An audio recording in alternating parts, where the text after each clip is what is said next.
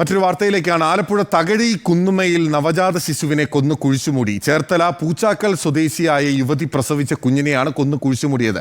തകഴി സ്വദേശികളായ 2 യുവാക്കൾ കസ്റ്റഡിയിലായി. വിവരങ്ങളുമായി അനഘ ഹർഷനാണ് തത്സമയം നമുക്കൊപ്പം ചേരുന്നത്. അനഘ, അതിക്രൂരമായ കൊലപാതകം എന്ന് മാത്രമാണ് പറയാനുള്ളത്. എപ്പോഴാണ് സംഭവം ഉണ്ടായത്?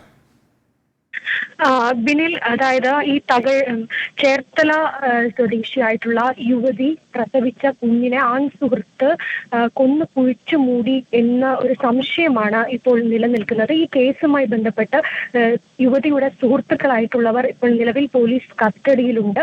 ഈ കഴിഞ്ഞ 7-ാം തീയതി വയറുവേദനയെ തുടർന്ന് യുവതി ഡോക്ടറെ സമീപിച്ചിരുന്നു.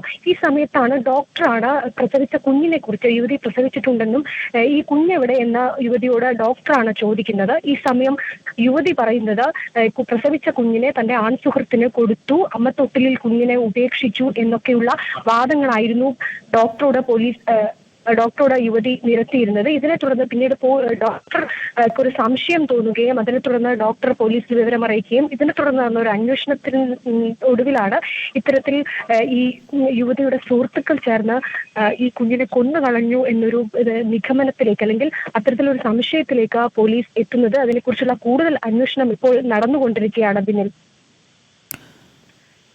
അനഘ, അതായത് ഒരു സംശയം മാത്രമായി നിലനിൽക്കുകയാണോ? പോലീസ് കൃത്യമായി നൽകുന്ന വിവരം എന്താണ്? വളരെ ഗുരുതരമായിട്ടുള്ള ഒരു വെളിപ്പെടുത്തലാണല്ലോ ഇത്.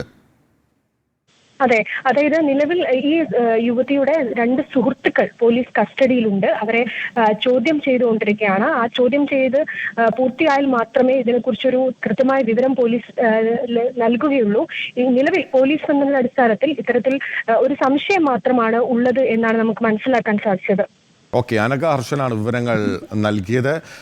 ആലപ്പുഴ ചേർത്തല പൂച്ചാക്കൽ സ്വദേശിയായ യുവതി പ്രസവിച്ച കുഞ്ഞിനെയാണ് കൊന്നു കുഴിച്ചു മൂടിയതായി സംശയമുയർന്നിട്ടുള്ളത്. തകഴി സ്വദേശികളായിട്ടുള്ള 2 യുവാക്കൾ നിലവിൽ പോലീസിന്റെ കസ്റ്റഡിയിലാണ്. അനഘ ഹർഷനാണ് വിവരങ്ങൾ നൽകിയത് ആലപ്പുഴയിൽ.